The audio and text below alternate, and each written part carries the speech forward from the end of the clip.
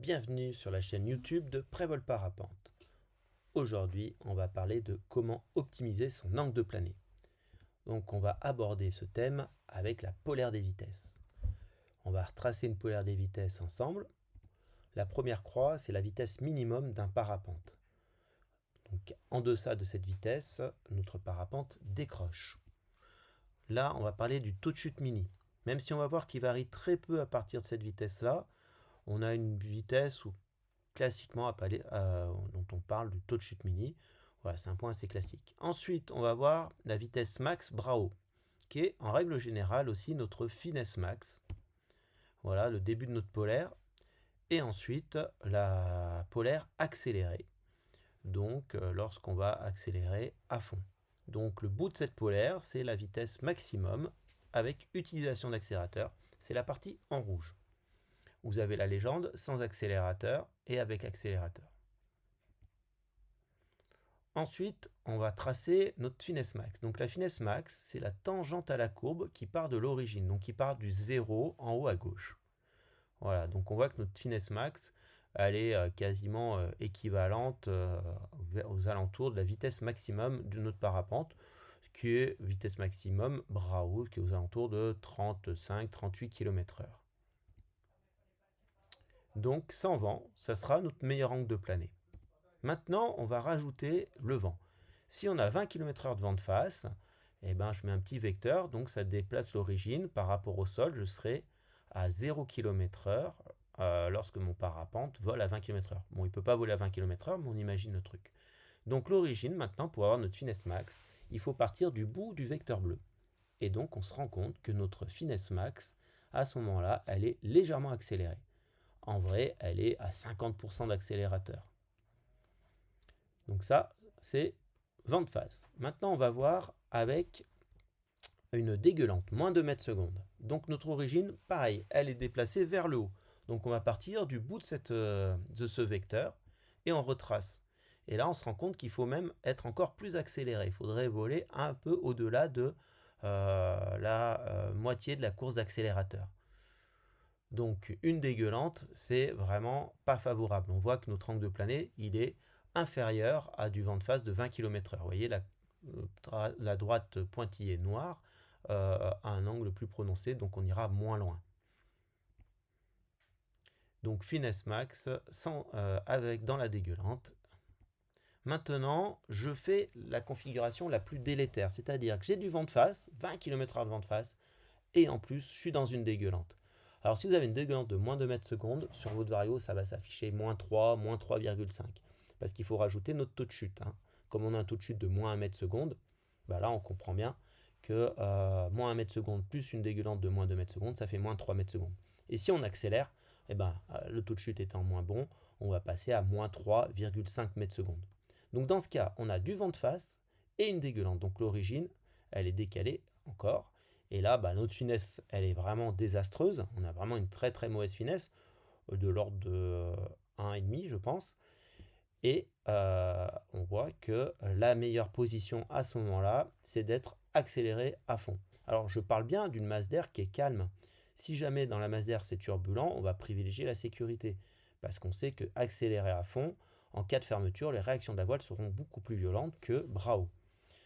Si dans cette configuration-là, d'une vent de face et d'une dégueulante, je suis à finesse max, eh ben, il suffit que je fasse passer ma droite rose par la position de finesse max. Et on voit que si je passe par cette position-là, mon angle de planée sera encore moins bon.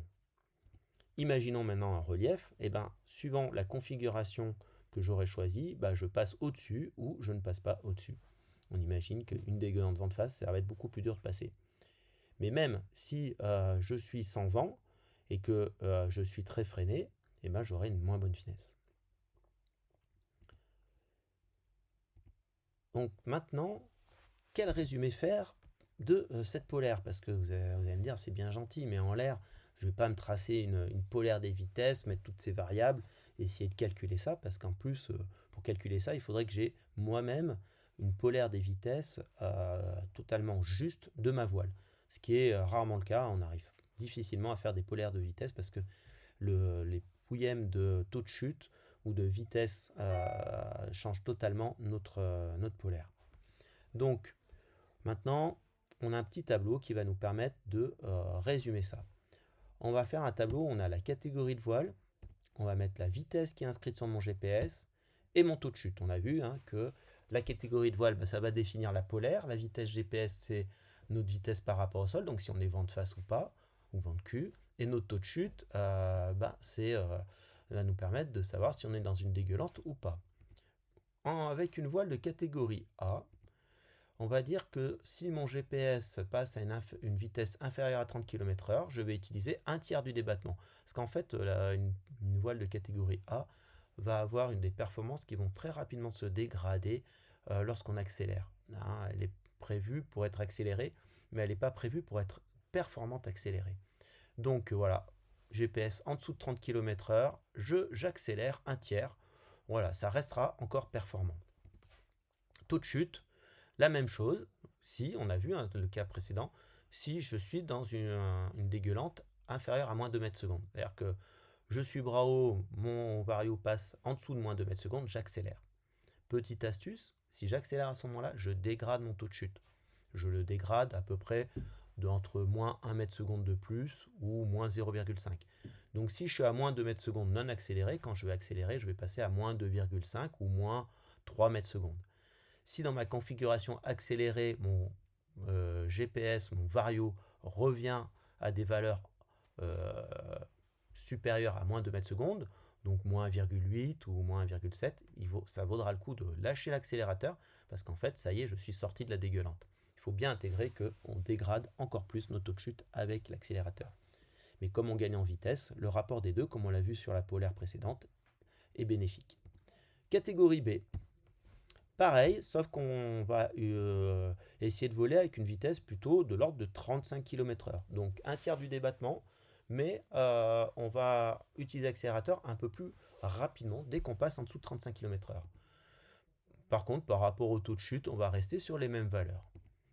Catégorie B plus OC, je les mets dans les mêmes, parce qu'on a des voiles qui sont très proches en termes de performance et de comportement. Donc on a des voiles qui sont plus performantes accélérées. Donc là, on va s'autoriser un débattement de 50% d'accélérateur si notre vitesse GPS passe en dessous de 35 km/h.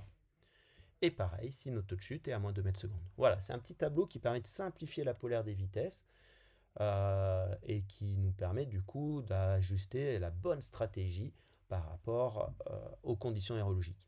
Donc je prends les informations de vitesse et de taux de chute et je décide de quel pourcentage je vais utiliser mon accélérateur. Merci de m'avoir écouté. N'hésitez pas à poser des questions lors de vos stages auprès des moniteurs. Et rappelez-vous que rien ne remplace un stage de parapente. Vous pourrez débriefer en réel et comprendre au mieux grâce aux interactions avec les moniteurs. Et je vous dis à bientôt.